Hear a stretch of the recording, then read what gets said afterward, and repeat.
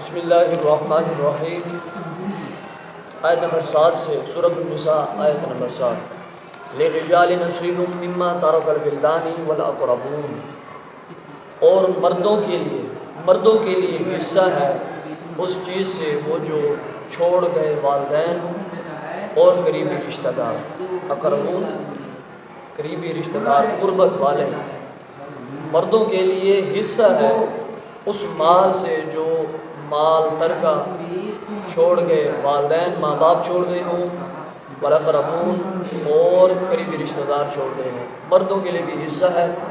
وَلِلنِّسَاءِ نَصِیبٌ مِّمَّا تَرَکَ الْوِلْدَانُ وَالْأَقْرَبُونَ مِمَّا قَلَّ مِنْهُ أَوْ كَثُرَ نَصِیبًا مَفْرُوضًا، اور عورتوں کے لیے حصہ ہے اس چیز سے، اس مال سے جو چھوڑ گئے والدین اور قریبی رشتہ دار، مما اس چیز سے جو قلّ منہ تھوڑا ہو وہ حصہ اسی سے، اس مال سے، اس ترکہ سے، او کاسورا یا وہ زیادہ ہو، تھوڑا ہو یا زیادہ ہو، عورتوں کے لیے بھی حصہ ہے اور مردوں کے لیے بھی حصہ ہے۔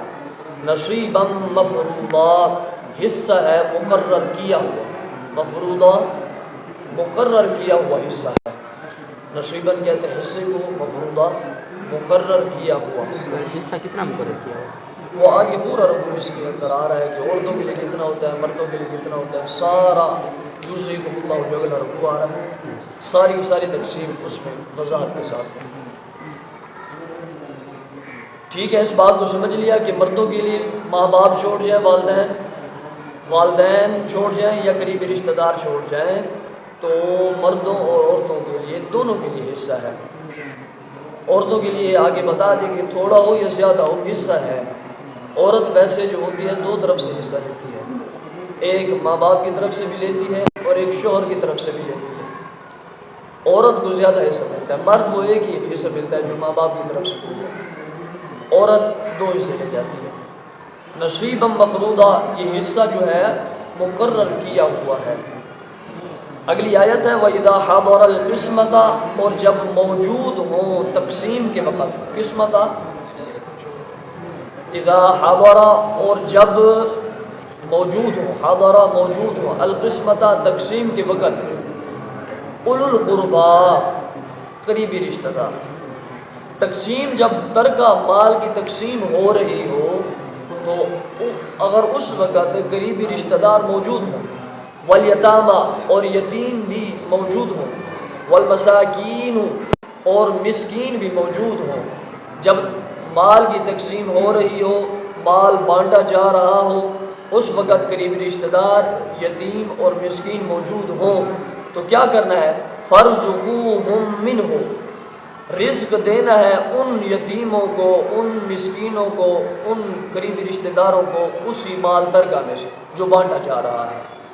سمجھ آ گئی اس بات کی؟ ان کو بھی حصہ دینا ہے جو موجود ہو۔ جی وراثت تقسیم ہو رہی ہے نا، وراثت تقسیم ہوتے وقت اگر یتیم، مسکین اور قریبی رشتہ دار موجود ہے تو ان کو بھی حصہ دیا جاتا ہے۔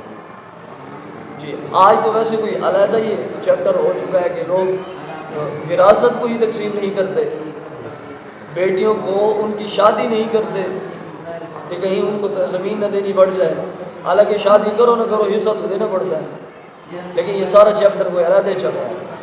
تو رب فرما رہا ہے جب تقسیم کے وقت مال ترکہ تقسیم ہو رہا ہو، قریبی رشتہ دار، یتیم، مسکین موجود ہو، فَارْزُقُوهُم مِّنْهُ، اسی مال ترکہ میں سے ان کو بھی رزق دو۔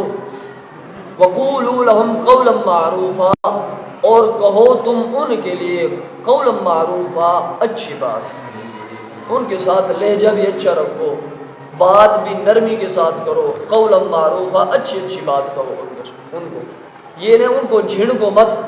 جب تمہارا مال تقسیم ہو رہا ہو، قریبی رشتہ دار، یتیم، مسکین آئے بیٹھے ہیں، حاضر ہیں، موجود ہیں، تو ان کو جھڑکو مت، حصہ بھی دو ان کو، رزق بھی دو ان کو، وقولا معروفا، اور ان کو اچھی بات بھی تم نے کہنی ہے۔ اس بات کی سمجھ آ گئی بالکل؟ اگلی آیت ہے وَلْيَخْشَ الَّذِينَ لَوْ تَرَكُوا مِنْ خَلْفِهِمْ ذُرِّيَّةً ضِعَافًا خَافُوا عَلَيْهِمْ، اور چاہیے کہ خوف کھائیں وہ لوگ جو جنہوں نے چھوڑا، وہ لوگ لو ترکو، اگر چھوڑا انہوں نے، من خلفہم اپنے پیچھے، ذریتاً اولاد کو، ضعافاً کمزور، اگر انہوں نے کمزور اولاد اپنے پیچھے چھوڑی ہے، اگر انہوں نے کمزور اولاد اپنے پیچھے چھوڑی ہے تو وہ خوف کھائے، خافوا علیہم، اور وہ خوف بھی کھایا ہے انہوں نے اس اولاد پر، اپنی ان اولاد پر خوف بھی کھایا ہے۔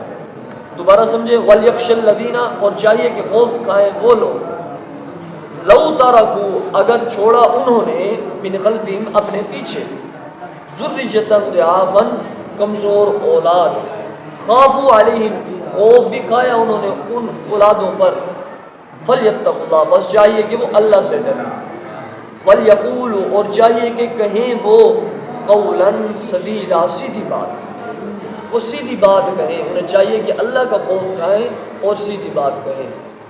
کمزور اولاد چھوڑ کے گئے ہیں پیچھے، وہ اس کمزور اولاد پر خوف بھی کھاتے ہیں، تو انہیں چاہیے کہ وہ اللہ کا خوف کھائیں اور سیدھی سیدھی بات کریں گے۔ ٹھیک ہے، اگلی آیت، ان الذین، بے شک وہ لوگ، یأکلون، جو کھاتے ہیں، اموال الیتامی، یتیموں کا مال، جو لوگ یتیموں کا مال کھاتے ہیں، ظلماً، جبراً، وہ یتیموں کا مال کھاتے ہیں، ظلماً مطلب کیا ہے؟ جبراً، بے شک وہ لوگ جو یتیموں کا مال جبراً کھاتے ہیں، وہ اب کھاتے تو ہیں، رب اب کیا فرما رہے ہیں، وہ اصل میں کھاتے کیا ہیں؟ وہ یتیموں کا مال جو جبراً کھاتے ہیں نا، اصل میں کیا کھاتے ہیں؟ انما یأکلون فی بطونہم نارا، بجز اینیست کھاتے ہیں وہ اپنے پیٹوں میں آگ کو۔ جو یتیموں کا مال ظلم کے لحاظ سے کھاتے ہیں، ظلم کرتے ہوئے کھاتے ہیں، جبراً کھاتے ہیں، وہ مال نہیں کھا رہے ہوتے بلکہ اپنے پیٹوں کے اندر جہنم کی آگ بھر رہے ہوتے ہیں۔ سمجھ رہے اس بات کو؟